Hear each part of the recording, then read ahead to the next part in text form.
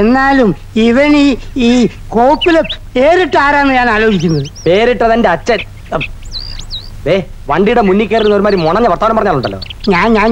ഞാണപ്പന്റെ പേരിന് എന്താ ഒരു കുഴപ്പം? ഞാണപ്പനല്ല, Nanappan. Nanappan Nair, MP. Member of panchayat. എന്തൊരു കഷ്ടകാലം. ഞാൻ ഉദ്ദേശിച്ചത് വേറെ, ഈ പുല്ലന്മാർ ഉദ്ദേശിച്ചത് വേറെ. ഞാൻ എന്ത് പുല്ല ഉദ്ദേശിച്ചേ? ഡോക്ടറില്ലേ, അവന്റെ പേരിന്റെ കാര്യ. ഇയാള് കൊറേ നേരമായി തുടങ്ങിട്ട് അയാളുടെ പേരിന് എന്താ ഒരു കുഴപ്പം? പശു അധികം പതി, പശുപതി. പശു അധികം പതി. ശരിയാ, പശുവിന്റെ പതി. കാള. അതല്ലടാ, പിടികിട്ടി. ഞാനും അത് ആലോചിച്ചോണ്ടിരുന്നത്. അതും അല്ലടോ, പശു അധികം മതിന്ന്. അവന് പശുവിനെ മതിന്ന്. വൃത്തികെട്ടവൻ, വഷളൻ. നീ കേറ്. ബാലൻസ് തെറ്റുന്നു, ബാലൻസ് തെറ്റുന്നു. സൂക്ഷിച്ചിരിക്കും.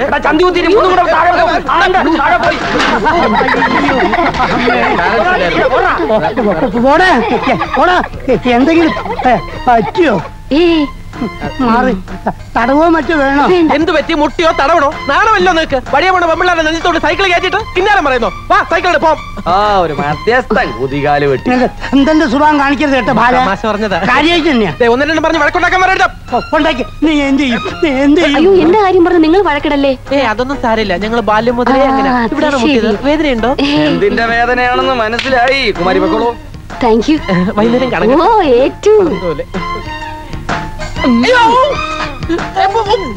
ഞാൻ പോകുമ്പോ നീക്കെ വരുന്നെങ്കി വേടാ.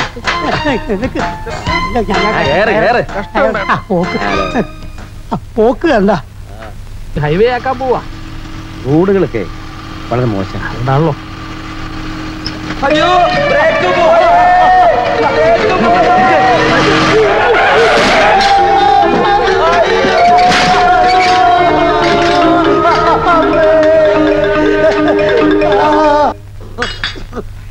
എവിടെ നോക്കിയാടോ മുതുകാളെ വണ്ടി ഓടിക്കുന്നത്? വണ്ടി ഓടിച്ചു പഠിക്കുന്നത്.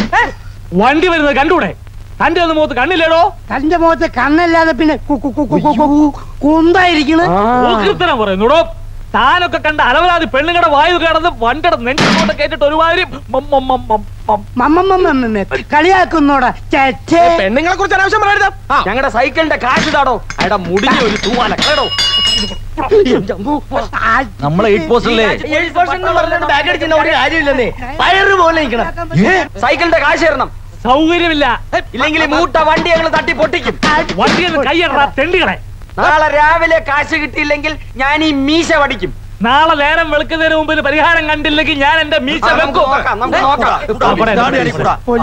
ദയവേത് ഇവിടെ ഒരു ക്രമസമാധാന പ്രശ്നം ഉണ്ടാക്കരുത്. എല്ലാവരും പിരിഞ്ഞു പോകണം പ്ലീസ്. എന്തെങ്കിലും പ്രശ്നം ഉണ്ടാക്കിയാൽ ഇരുകൂട്ടരും തൂങ്ങും. ഇത് സിവിലാ അല്ലെ ക്രിമിനലാ? പ്രസിഡന്റ് പോണം. പ്രസിഡന്റ് പിരിഞ്ഞു പോകണം പ്ലീസ്. ഞാൻ പറയുന്നു മാറ്റോ. വണ്ടി എടുത്ത പ്രസിഡന്റ് രാജിവെക്കുക.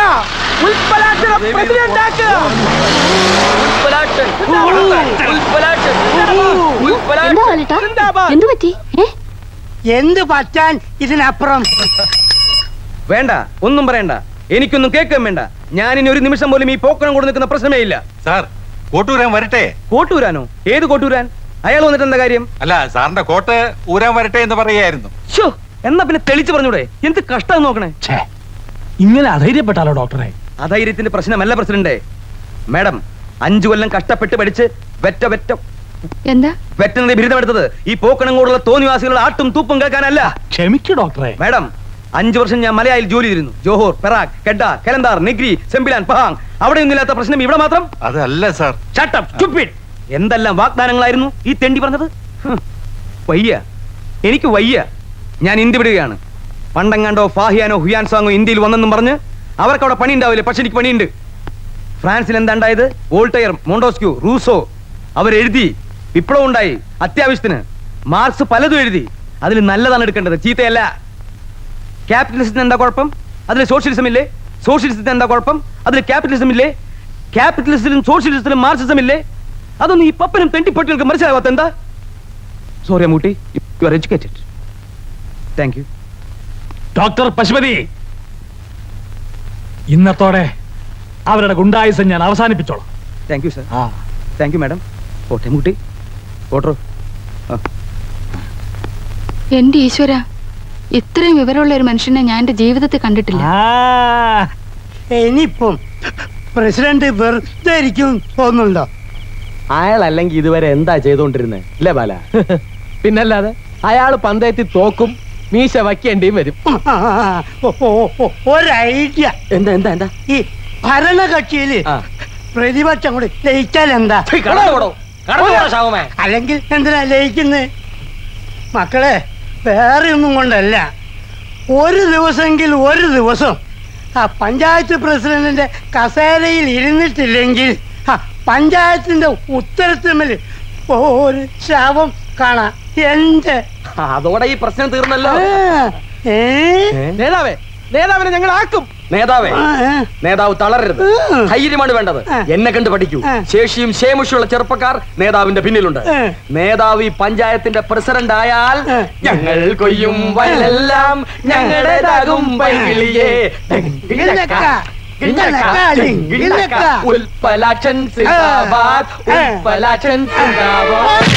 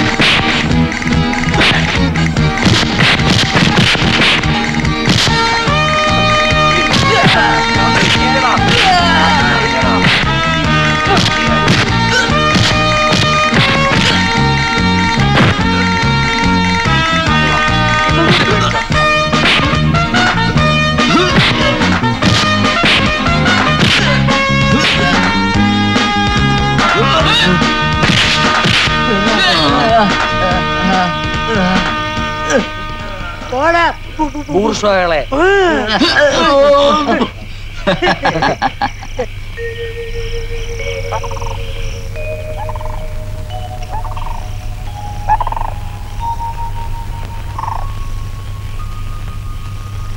അമ്മു,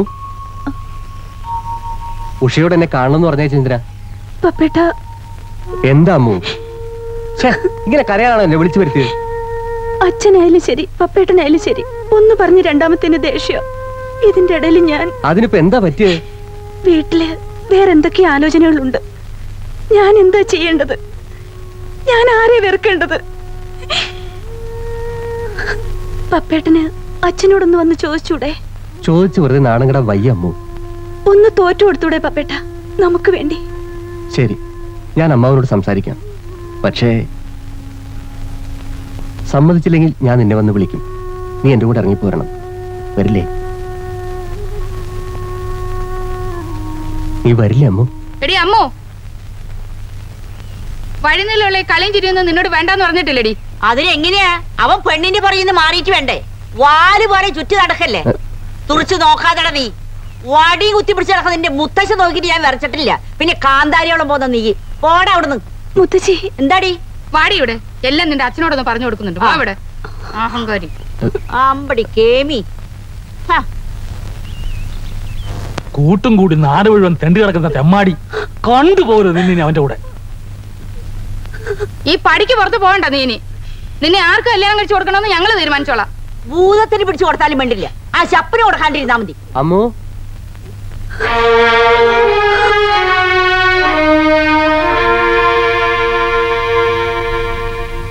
ആ നിനക്കെന്താ വേണ്ടത്? അമ്മാവാ കഴിഞ്ഞതൊക്കെ ആ മറക്കണം. മറന്നിട്ടെ. എന്റെ അമ്മുവിന്റെയും ആ കാര്യം വേണ്ട വേണ്ട, അങ്ങനെ ചേർത്തൊന്നും പറയണ്ട. നീ വേറെ, അമ്മു വേറെ. അമ്മുവിനെ എനിക്ക് ഇഷ്ടമാണ്. അമ്മു ഇല്ലാതെ നിനക്ക് ജീവിക്കാൻ പറ്റുകയില്ലെന്ന്. എന്നാൽ അമ്മുവിനത് പറ്റും. കാരണം അവള് നിന്നെ പോലെ ചൊല്ലും വിളിയില്ലാതെ വളർന്നവളല്ല. അമ്മു എന്റെ പെണ്ണാണ്. അവളെ വേറെ ആർക്കും കൊടുക്കാൻ ഞാൻ സമ്മതിക്കില്ല. നിന്റെ സമ്മതം ആരെങ്കിലും ചോദിച്ചോ? അവളെ എനിക്ക് ഇഷ്ടമുള്ളവന് ഞാൻ കെട്ടിച്ചു കൊടുക്കും. അവള് ഞാൻ വിളിച്ച ഇറങ്ങി വരാൻ തയ്യാറാണെങ്കിലോ? എന്നാ ഒന്ന് വിളിച്ചു വിളിക്ക്, വിളിച്ചു നോക്കടാ. അമ്മു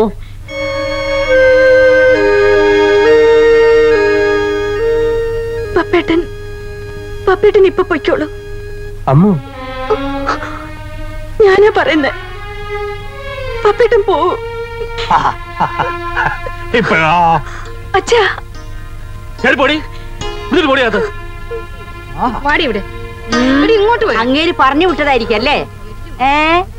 എന്നാലേ എന്റെ കൊക്കിന് ജീവനുള്ളിടത്തോളം കാലം ഇത് നടക്കില്ലാന്ന് നീ പോയി പറഞ്ഞിടണം നിന്റെ മുത്തശ്ശനോട്.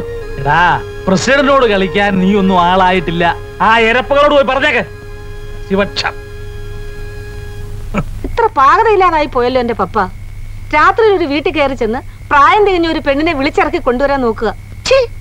നാണമില്ലല്ലോടാ നിനക്ക്. നിർത്തിനുണ്ട് പെണ്ണുങ്ങളെ.